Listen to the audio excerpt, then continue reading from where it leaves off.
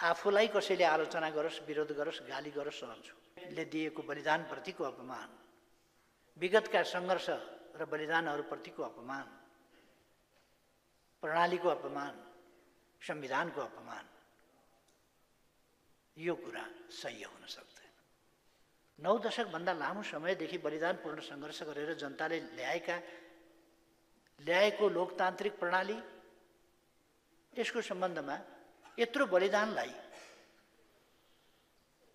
मजाक उडाएर, यत्रो त्याग सङ्घर्षलाई मजाक उडाएर लोकतन्त्रमाथि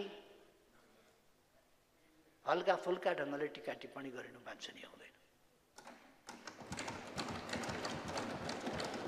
यो प्रणाली र यो गरिमामय संसद शहीदका सपनाहरू साकार पार्ने एउटा निर्णायक थलो। विगतका बलिदान र सङ्घर्षहरू खेर जान नदिने सङ्कल्प र त्यस अनुसारका व्यवहार गर्ने थलो। हामीले ठुलो मेहनत गरेर सङ्घर्ष गरेर अनेक उतार चढावहरू देख्दै वर्तमान संविधान ल्याएका छौँ।